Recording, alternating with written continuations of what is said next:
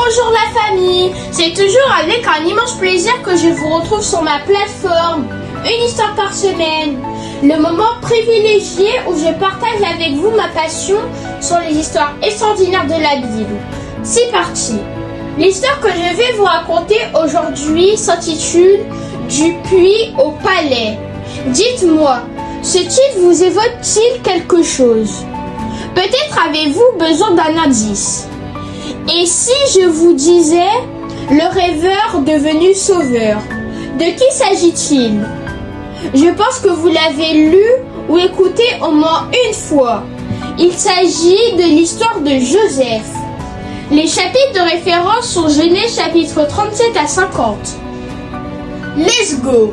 Vous conviendrez avec moi que parfois, la vie nous blesse alors que nous n'avons rien fait de mal. On fait de notre mieux, mais tout semble s'écrouler. Trahison, solitude, injustice. C'est ce qui est arrivé à Joseph. Joseph est un ado, fils préféré de son père Jacob. Il est très jalousé par ses propres frères, qui finissent par le jeter dans un puits, et comme si c'était pas assez, ses frères le vendent comme esclave. Et Joseph se retrouve emprisonné en Égypte, loin de chez lui. On pourrait croire à une tragédie lorsqu'on réfléchit sur l'accumulation et la succession des problèmes dans la vie de Joseph. Trahi par ses frères, vendu comme esclave, devenu prisonnier à cause de la femme de Potiphar. Et pourtant, malgré tout, Joseph reste fidèle à Dieu, même dans les pires épreuves. La foi, l'intégrité et le pardon transforment sa souffrance. Grâce à sa sagesse et son don d'interpréter les rêves, il finit par devenir le bras droit du pharaon. Un jour, il retrouve ses frères, ceux qu'il avait rejetés, bannis et trahis. Mais au lieu de se venger comme l'auraient fait certains d'entre nous, lui, il pardonne. Quelle grandeur d'âme! Waouh! Ce qu'il faut retenir dans cette histoire, dites avec moi, retenir! C'est la capacité à pardonner ceux qui n'ont pas hésité à le briser. Il a souffert, mais il a choisi de garder son cœur pur. Et il a choisi de faire confiance à Dieu et de continuer à tendre la main aux autres et à ses frères, révélant une grandeur d'âme rare. C'est une leçon universelle sur la puissance du pardon et de la providence de Dieu. Moralité.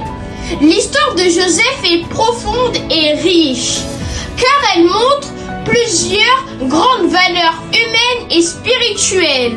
Nous devons comprendre que même lorsque la vie semble injuste ou cruelle, nous ne devons pas perdre la foi en Dieu, ni l'intégrité du cœur.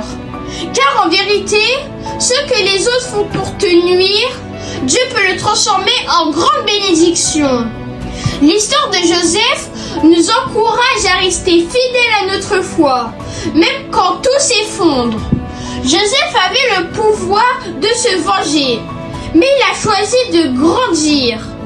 Comprenons que celui qui pardonne possède une force que le haineux ne connaîtra jamais.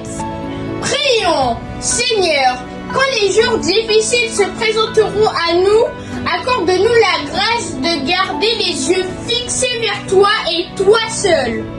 Lorsque nous nous sentirons rejetés, oubliés, trahis et seuls, aide-nous à nous souvenir que tu es toujours avec nous. Comme Joseph, accorde-nous la grâce de comprendre que derrière chaque épreuve peut se cacher un plan plus grand et que le pardon est plus puissant que la vengeance.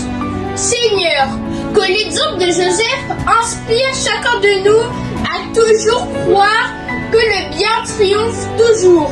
Au nom puissant de Jésus, Amen.